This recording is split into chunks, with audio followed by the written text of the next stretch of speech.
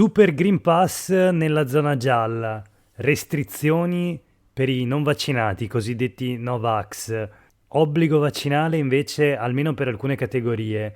Sono questi i principali temi su cui sta riflettendo il governo e nei prossimi giorni vedremo quali saranno le decisioni messe in campo. Le regioni nel frattempo sono divise fra rigoristi e aperturisti, i quotidiani utilizzano questi termini, ma è chiaro che sulle prime pagine dei quotidiani di oggi, nazionali e locali, è il Covid il tema principale.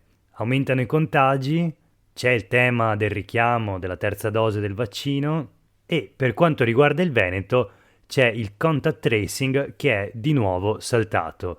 Lo dice il direttore generale della sanità del Veneto, in sostanza, Luciano Flor, che in una circolare scrive e parla di 1400 positivi persi in 15 giorni. Michela Nicolussi Moro, in un articolo sul Corriere del Veneto, spiega che l'immediata ricaduta dell'inarrestabile aumento di contagi da Covid-19 registrato in Veneto nell'ultimo mese, solo ieri sono stati 870 i nuovi casi e 3 i decessi, è la difficoltà delle ULS a garantire il contact tracing di tutti i positivi al tampone e dei loro contatti stretti, in media 5 a infetto. C'è la relativa presa in carico, quindi l'isolamento del soggetto contagiato e la quarantena dei contatti con tamponi e monitoraggio, però il personale sanitario già stremato da 2 anni in trincea deve dividersi tra 58 centri vaccinali, 47 Covid point per i tamponi, lavoro in ospedale, assistenza sul territorio, screening scolastici e recupero delle liste d'attesa. C'è il tema ovviamente dell'organico regionale dei professionisti della sanità, che sono 61.200 i dipendenti della sanità veneta, compresi i 5.000 assunti durante la pandemia, ma meno della metà di questi sono a tempo indeterminato. Insomma, il risultato è che il tracciamento è affidato in gran parte ad assistenti sanitari e infermieri dei servizi di igiene e prevenzione e quindi è andato in crisi questo tracciamento. C'è una tabella pubblicata dal Corriere del Veneto con i dati relativi a ogni ULS. Il problema, vediamo, riguarda in particolare la ULS 6 Euganea, ma in ogni caso la capacità di monitoraggio a livello regionale è scesa sotto l'87%. Questo è Sveglia Veneto, il primo podcast dedicato all'informazione vista da Nord-Est. Da lunedì a venerdì la rassegna stampa con le principali notizie del giorno e il sabato una puntata speciale. Io sono Jack Calcetto, oggi è il 23 novembre 2021, è martedì, proseguiamo con una serie di notizie legate all'evolversi della pandemia Covid che occupano appunto le pagine dei quotidiani di oggi. C'è per esempio il tema dei controlli. Sul Gazzettino di oggi abbiamo un articolo firmato da Alda Vanzan con le dichiarazioni del prefetto di Venezia che dice che per fare più controlli devono darci gli uomini, quindi benissimo il Super Green Pass di cui si parla, di cui il governo sta discutendo e deciderà nei prossimi giorni, quindi parliamo del certificato verde potenziato, diciamo, per i vaccinati e le persone guarite dal Covid, che permetterebbe in zona gialla almeno di accedere, di continuare ad accedere ad esempio ai cinema, ai bar, ai ristoranti, eccetera, a differenza di chi non è vaccinato e quindi può ottenere il Green Pass solo tramite il tampone. Insomma, benissimo tutti questi ragionamenti, dice il prefetto di Venezia, ma se io mi sono vaccinato, se ho fatto la prima dose, il richiamo e adesso il booster, chi mi garantisce che il barista dove vado a prendere il caffè, il parrucchiere che mi taglia i capelli, il negoziante che mi vende le calze, la cassiera al supermercato che mi fa il conto della spesa, chi mi assicura che tutte queste persone sono in regola, che sono vaccinate o negative al tampone, ossia chi verifica il loro certificato verde, semplice o potenziato che sia, scrive Vanzan sul Gazzettino, risponde il prefetto di Venezia Vittorio Zappalorto: noi non abbiamo disposizioni in merito e comunque se ci dicono che dobbiamo fare anche questi controlli devono darci più uomini. Insomma, molto chiaro. Ecco, nel Veneto, che è terza regione in Italia per numero di contagi e dove appunto il tracciamento è andato in crisi in buona sostanza, le attività economiche, le categorie economiche non sembrano intenzionate ad accettare ulteriori restrizioni o comunque una chiusura, come ad esempio stiamo vedendo in Austria.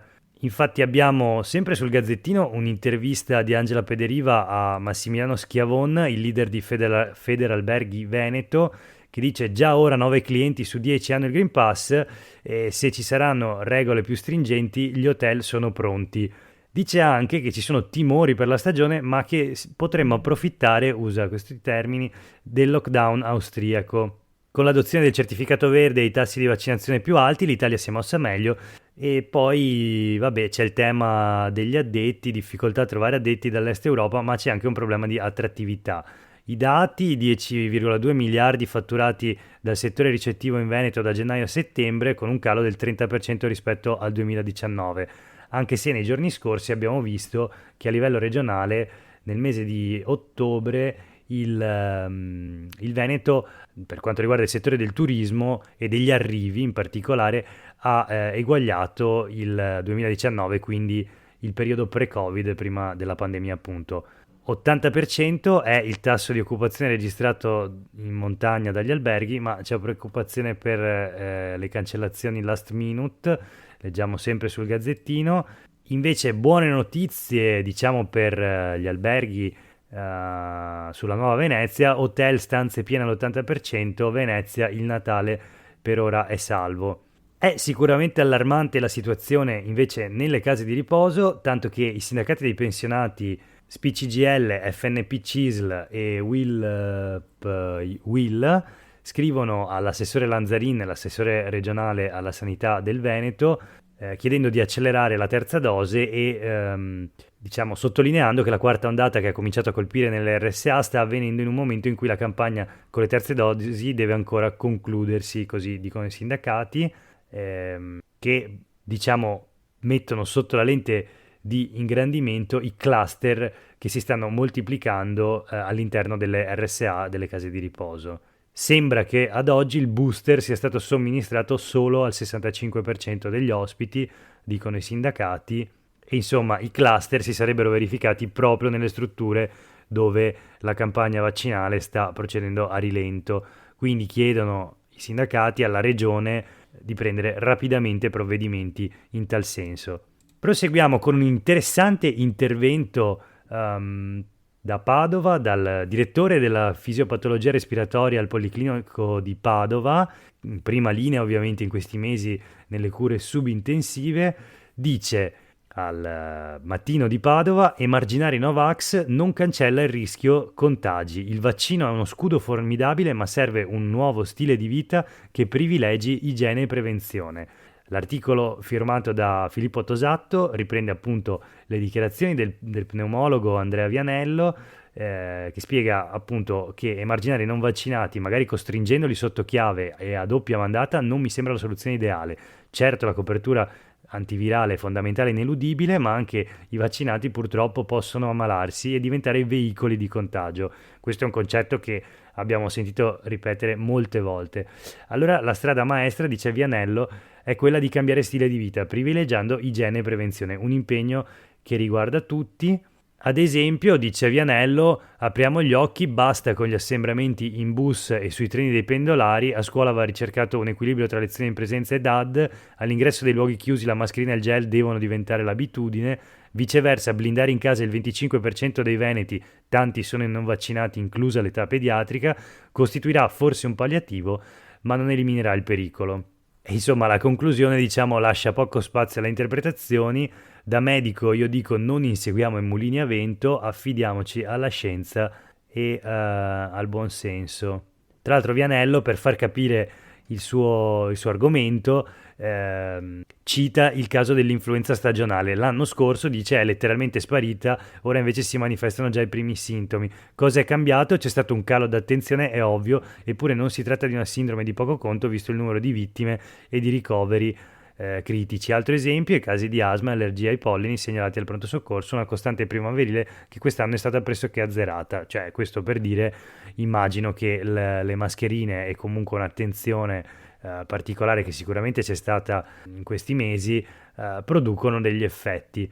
e soprattutto produce un effetto, diciamo, la limitazione degli assembramenti sui mezzi di trasporto pubblici, per esempio, che però in questa fase di aperture ovviamente generali e generalizzate, chiaramente con il turismo che continua a crescere nella nostra regione, è difficile veramente da immaginare.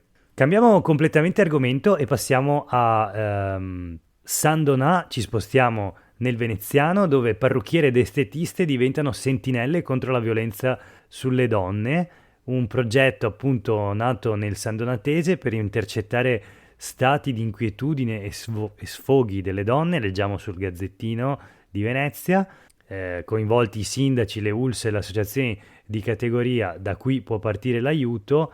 Insomma, si tratta di un programma di formazione che coinvolgerà 200 professioniste. Leggiamo questo pezzo di Davide De Bortoli: anche le semplici chiacchiere nel salone di bellezza possono rivelare uno stato di inquietudine e l'occhio attento dell'acconciatore e dell'estetista può cogliere quell'ematoma che la cliente chiede di nascondere con un taglio alla moda o con il lembo di un vestito.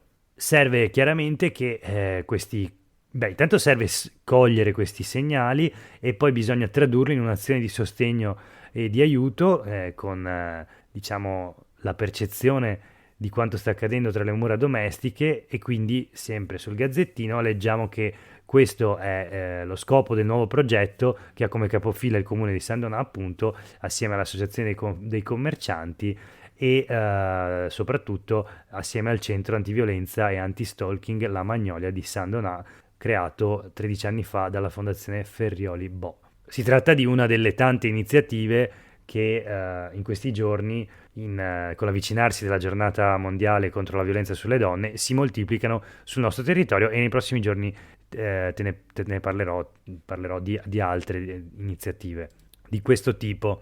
C'è un'altra bella iniziativa, e qui parliamo di sicurezza sul lavoro.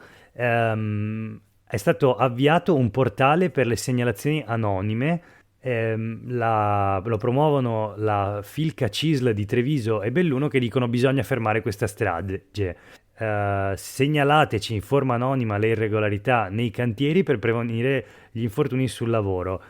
Questo è l'appello, e appunto l'iniziativa si chiama Un segnale per la vita, è messa in campo dalla Filca CISL e dalla Federazione delle Costruzioni e del Legno. Verrà presentata oggi a Treviso, a Cison di Valmarino, e si tratta in sintesi di un centro di raccolta online di segnalazioni anonime che i lavoratori potranno inviare per denunciare le irregolarità, i pericoli e il mancato rispetto delle norme sulla sicurezza negli ambienti di lavoro e nei cantieri.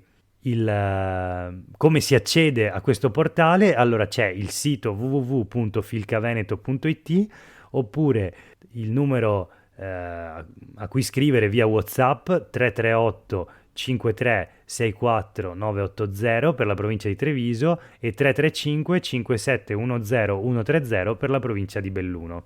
Ricordiamo rapidamente i dati dell'osservatorio Vega sugli infortuni sul lavoro. Nella provincia di Treviso sono 16 i lavoratori che hanno perso la vita in questi primi mesi del 2021 in incidenti sul lavoro, contando anche i cosiddetti infortuni in itinere, quindi quelli nel tragitto casa-lavoro. Degli 8 che sono morti invece proprio sul luogo di lavoro, 4 erano in un cantiere, e proprio per questo, insomma, l'iniziativa. In totale le denunce di infortunio a Treviso sono state quest'anno 8.160, quindi 35 al giorno. A Belluno sono 1.711, con un morto sul lavoro e 2 in itinere. Parliamo sempre di lavoro, e questa è una notizia, diciamo, flash, nonché curiosa. Il gruppo PAM decide di cacciare le imprese di pulizia e affidare appunto le pulizie ai dipendenti, ovvero agli addetti alle vendite. Ogni mattina un diverso addetto alle vendite di un supermercato PAM o Panorama si sveglia, si reca al lavoro, e prima di prendere servizio al banco della macelleria, del pesce, della salumeria o sedersi alle casse, sa che dovrà prendere la ramazza e dare una pulita, perché l'azienda ha mandato via l'impresa delle pulizie. Ecco, questo è l'attacco del pezzo di Monica Zicchiero sul Corriere del Veneto di oggi. I sindacati sono ovviamente furiosi e dicono: non è possibile risparmiare sull'igiene proprio nell'epoca dei Covid. Inoltre sottolineano che gli addetti dei punti vendita vengono in questo modo demansionati, cioè non è corretto far fare le pulizie a chi da contratto svolge un altro tipo di lavoro. Chiudiamo questa rassegna stampa con 3 notizie flash. È stata istituita l'Agenzia per le Opere per le Olimpiadi 2026 di Milano Cortina. Il ministro bellunese Federico D'Incà dice che promette vigileremo sulle procedure di gara. Il presidente della giunta regionale del Veneto Luca Zaia dice perso un sacco di tempo, basta alibi. Sono stati stanziati 1,5 miliardi di euro per questa agenzia per le opere. Giovannini, il ministro Enrico Giovannini alle infrastrutture, se non ricordo male, dice la nomina di un commissario accelererà l'iter. Quindi insomma partono le opere, i lavori per le opere per le Olimpiadi 2026 Milano-Cortina, che interesseranno appunto in particolare l'area del Bellunese all'interno della regione del Veneto. È attesa sotto l'albero, quindi a Natale, la sentenza conclusiva del processo Veneto Banca, e questa era la seconda notizia flash. La terza notizia flash è che invece sono sempre attesi in Veneto i commissari ONU per un'indagine sull'inquinamento da PFAS. A 3 giorni dall'udienza in tribunale a Vicenza del processo sull'inquinamento PFAS, in cui inizieranno a sfilare i testimoni, in particolare 4 dipendenti di ARPAV, ecco una notizia clamorosa, quella dell'arrivo in Veneto di una delegazione dell'Alto Commissariato delle Nazioni Unite per i diritti umani. L'annuncio lo danno i gruppi delle Mamme No PFAS e PFAS Land, che si erano rivolti appunto all'ONU lo scorso 25 settembre. La notizia si trova sul Corriere del Veneto, edizione di Vicenza, l'articolo di Benedetta Centin. Hai ascoltato Sveglia Veneto, oggi è martedì 23 novembre 2021, io sono Jack Calcetto, grazie per avermi ascoltato fin qui, buona giornata.